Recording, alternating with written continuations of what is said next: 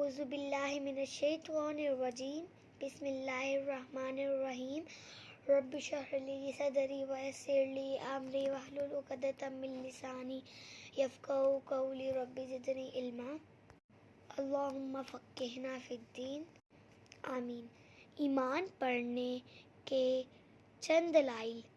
سورۃ الفتح میں اللہ تعالیٰ نے فتح مبین کا تذکرہ۔ مبین کہتے ہیں واضح کو۔ اللہ تعالیٰ نے فتح مبین کا تذکرہ کرتے ہوئے مومنوں کے دلوں میں سکینت کہتے ہیں سکون نازل کرنے کا حکم فرمایا، ذکر فرمایا اور اس کا مقصد بیان فرمایا۔ ترجمہ: تاکہ اہل ایمان باوجود ایمان ہونے کے ایمان میں اور زیادہ ہو جائیں۔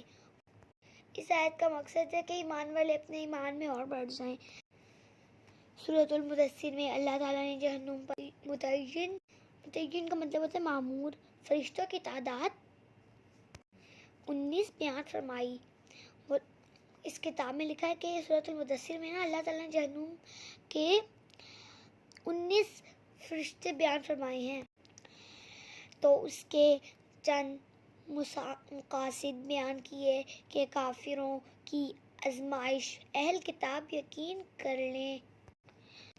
جن لوگوں کو کتاب دی گئی ہے وہ بھی اہل ایمان پر ایمان لے آئیں تاکہ اہل کتاب بھی ایمان لے آئیں اور ایمان والے ایمان میں بڑھ جائیں۔ اس کتاب میں لکھا ہے اور نہ ایمان والے ایمان میں بڑھ جائیں۔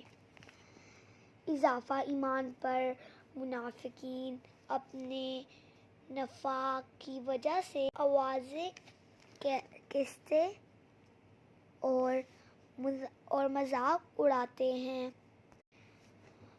منافق مسلمانوں کا مذاق اڑاتے تھے، یہاں پہ یہ لکھا ہے۔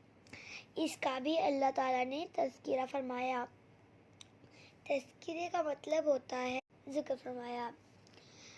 ترجمہ: یہ منافق جب قرآن نازل ہوتا ہے تو تمسخر کا مطلب ہوتا ہے مذاق اڑاتے ہوئے آوازیں کستے ہیں کہ اس قرآن نے کس کو ایمان پر بڑھایا ہے۔ اس کتاب میں لکھا ہے کہ جن کے اندر کافر جو تھے نا وہ کہتے تھے کہ اس قرآن نے کیا ایمان بڑھایا ہے۔ اللہ تعالیٰ نے فرمایا، ترجمہ: جو ایمان والے ہیں ان کو ان آیات نے ایمان میں بڑھا دیا ہے۔ اس کتاب میں لکھا ہے اللہ تعالیٰ نے فرمایا کہ نا جو ایمان والے ہیں نا اس آیت نے نا ان کو بھی ایمان میں آگے بڑھا دیا ہے۔ جنگ احزاب کے موقع پر جب پورے عرب کا کفر اتحاد بنا کر آ گیا اور اسلام و اہل اسلام کو مٹانے کے لیے گھیراؤ پابندیاں حملے شروع کر دیے تو اس مشکل وقت میں اہل ایمان کے پائے استقامت میں کوئی لغزش نہ آنے، کفر سے ڈر کر دعوت و جہاد کا دین نہ چھوڑنے اور اللہ پر مطمئن ہونے کا تذکرہ کرتے ہوئے بھی اللہ تعالیٰ نے فرمایا ان چیزوں نے ان کے ایمان و تسلیم کو بڑھا دیا۔ صحیح بخاری میں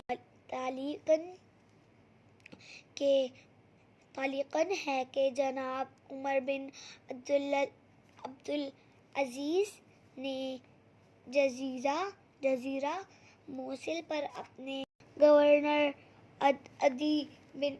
عدی کو خط لکھا کہ ایمان چند عقائد، اعمال، حدود اور سنن پر مشتمل ہے اور کہا، ترجمہ: جو انہیں مکمل طور پر اختیار کرے گا وہ اپنے ایمان کو مکمل کرے گا اور جو انہیں مکمل نہیں کرے گا وہ اپنا ایمان مکمل نہیں کرے گا۔